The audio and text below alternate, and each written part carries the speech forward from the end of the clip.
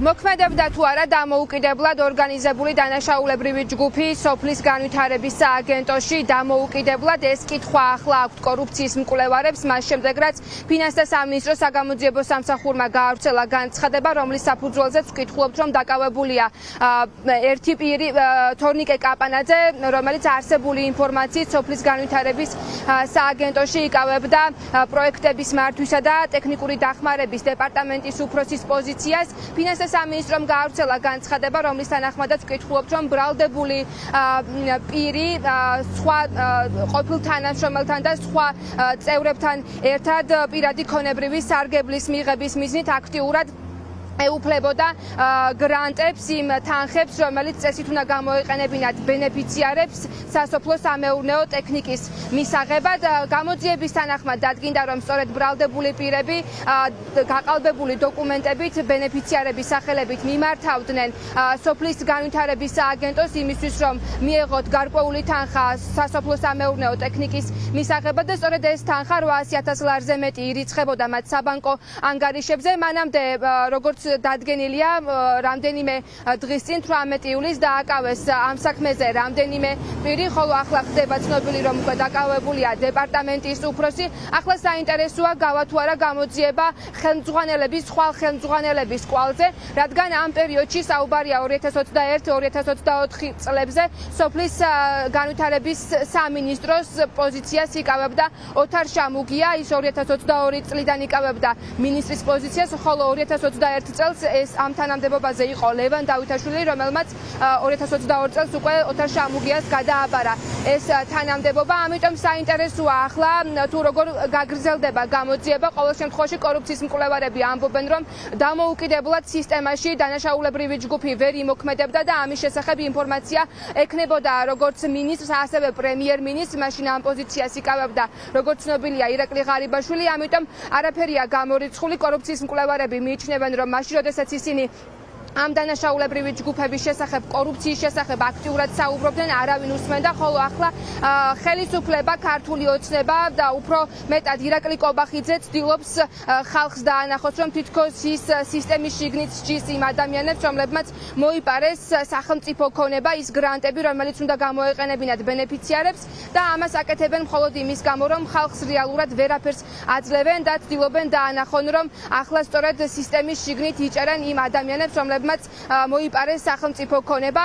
როგორც აღინიშნა 2021-2024 წლებში ხდებოდა დანაშაულებრივი ჯგუფის მიერ სახელმწიფო ქონების მითვისება, ამიტომ კორუფციის მკვლევარებს აქვთ კითხვები ამ წლების განმავლობაში იცოდნენ თუ არა სახელმწიფო პირებმა ამ დანაშაულის შესახებ და ამ 4 წლის განმავლობაში რატომ ვერ გაარკვიეს თუ რა ხდებოდა სოფლის განვითარების სააგენტოში, იქ სადაც წესით ბენეფიციარებს უნდა მიეღოთ სახელმწიფოსგან გრანტები და დახმარება. ფიქტიურად წერდნენ პროექტს და გრანტს გასცემდნენ, რომ შეძენილი ყოფილიყო სასოფლო-სამეურნეო ტექნიკა და საბოლოოდ აღმოჩნდა, რომ არც ტექნიკა არ არსებობს, დოკუმენტი, რომელიც საქმეში დევს, ის დოკუმენტის გაყალბებულია და საბოლოო ჯამში ჩვენი ფული, გადამხდელების ფული 860,000 ლარი წაიღეს სახლში. უნდა გაგრძელდეს ეს გამოძიება, გაგრძელდეს და დაკავებული იყოს სხვა პირები, რომლებსაც თორნიკე კაპანაძის მონიტორინგი ევალებოდათ. ანუ ეს ადამიანი იყო ერთ-ერთი დეპარტამენტის ხელმძღვანელი. ეხლა სასწრაფოდ სუსში უნდა იყოს დაკითხვაზე მისი კურატორი მოადგილე და სოფლის მეურნეობის განვითარების სააგენტოს დირექტორი. ანუ ამ ადამიანებმა როგორ ვერ შეძლეს ერთი თანამშრომლის კონტროლი, რომელმაც 860,000 ლარი მოიპარა ბიუჯეტიდან. ეს არის აბსურდი, გამომდინარე იქიდან, რომ ამ ადამიანის მიერ გაკეთებული დოკუმენტაცია საბოლოო ჯამში ხელს აწერდა კურატორი მოადგილე და ორგანიზაციის ხელმძღვანელი. ასურად ცდილობენ რაღაცა ახალი თამაშის წესები შემოიღო. და აი ეს რომ მე ვარ შეუპოვარი, მე დავსჯი ჩემს გუნდს, არავის დავინდობ, რომ მე აი აღმოვფხვი და გამოვავლენ.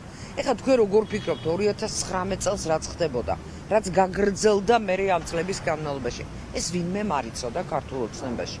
და ეხლა რეალურად ნელ-ნელა იწყება მოსახლეობაზე თამაში. ჩვენება რომ აი თურმე გავხურდეს და ჩვენ ეხლა ხურდებს ვსჯით და ამავე დროს მაქსიმალურად ცდილობენ, რა თქმა უნდა, რომ ყოფილი პრემიერის გარემოცვის წევრები რაღაცნაირად პასუხისგებაში მისცენ. თუ ესენი დაიწყებენ წარსულის კორუფციულ გარიგებებზე ლაპარაკს, იქ ყველა არის ღარიბაშვილის გარემოცვის წევრი. კიდევ ერთი ჩვენი ტრაგიკული ფურცელი არის ის, რომ ვინც არის პრემიერი, მაღალ თანამდებობაზე მინისტრი იქნება, მისი მოადგილე იქნება თუ ელემენტარულად რომელიმე განყოფილების უფროსი, ყველა არის მისი გუნდის წევრი. ეს არის სახელმწიფო პროგრამის ფარგლებში გაცემული გრანტების ჯამში 826.815 ლარის თაღლითურად დაუფლების ფაქტზე 18 ივლისს ამ წლის დააკავეს 11 პირი, მათ შორის ერთ-ერთი ორგანიზატორი, როგორც გამოძიება ავრცელებს განცხადებას, არის ყოფილი თანამშრომელი, ახლა უკვე დეპარტამენტის უფროსია დაკავებული, ასევე პროკურორის ინფორმაციით მათ დაუყადაღეს საბანკო ანგარიშები ამ ბრალდებულ პირებს და მათ დაახლოებულ ადამიანებს, რომელთანაც ირიცხებოდა ანგარიშებზე სახელმწიფო პროგრამიდან მიღებული დაფინანსება, გრანტის თანხა და სწორედ ამ თანხების მითვისების ფაქტზე მათ ემუქრება 10 წლამდე პატიმრობა. დღეს შესაძლოა უკვე ჩაინიშნოს სასამართლო პროცესი და აღკვეთის ღონისძიების სახით პატიმრობის მოთხოვნით უკვე გამოძიება მიმართოს სასამართლოს და დღეს ბრალდებულებს სავარაუდოდ სწორედ სასამართლო დარბაზში მოუწევთ თავის მართლება. 2021-2024 წლებში ხსენებული პროექტის ფარგლებში გამოყოფილი დიდი ოდენობით თანხების მართსაწინააღმდეგო დაუფლების მიზნით ბრალდებული აქტიურად იყო ჩართული ორგანიზებული ჯგუფის დანაშაულებრივ საქმიანობაში და სააგენტოს ყოფილ თანამშრომელთან და ჯგუფის სხვა წევრებთან ერთად სახელმწიფოს კუთვნილი დიდი ოდენობით თანხებს ყალბი დოკუმენტის გამოყენებით მართსაწინააღმდეგო დაუფლებოდა. ამ ეტაპზე გამოძიების მიერ დადგენილი ზიანი 800.000 ლარს აღემატება. დაკავებულს ბრალდება ორგანიზებული ჯგუფის მიერ დიდი ოდენობით თანხის დაუფლების და ჯგუფურად ყალბი საგადასახადო დოკუმენტის დამზადება, გამოყენების და ყალბი ოფიციალური დოკუმენტის გამოყენების ფაქტზე წარედგინა. დანაშაულის სასჯელის სახე და ზომად 7-დან 10 წლამდე თავისუფლების აღკვეთას ითვალისწინებს. სოფლის განვითარების სააგენტოს სწორედ სოფლის მეურნეობის სამინისტროს მიერ დაფინანსებულ პროექტებს ახორციელებს. გამოძიების ინფორმაციით დანაშაული მიმდინარეობდა 2021-დან 2024 წლებში და ამ წლების განმავლობაში ხორციელდებოდა თუ არა კონტროლი სწორედ სახელმწიფოს მხრიდან, ჰქონდა თუ არა ადგილი კორუფციის ნიშნებს, დანაშაულს სწორედ ამ სააგენტოში და სწორედ ახლა 2025 წელს ფინანსთა სამინისტროს საგამოძიებო სამსახურმა აღმოაჩინა, რომ ბენეფიციარების სახელით სააგენტოს თანამშრომლები მიმართავდნენ აღნიშნულ სააგენტოს და ისინი პირადი ქონების სარგებლის მიზნით იღებდნენ სახელმწიფო ქონებას, მათ საწინააღმდეგო დაუფლებოდნენ ამ თანხებს და ახლა საინტერესოა გამოძიება გავა თუ არა პირველ პირებზე, რადგან ამ წლების განმავლობაში კორუფციის მკვლევარებიც ამბობენ, რომ გამორიცხულია მინისტრებს არ ცოდნოდათ აღნიშნული დანაშაულებრივი ჯგუფის შესახებ, რომელიც სისტემაში გამორიცხულია, რომ დამოუკიდებლად შეეძლოთ მოქმედება, ასეთია კორუფციის მკვლევარების პოზიცია.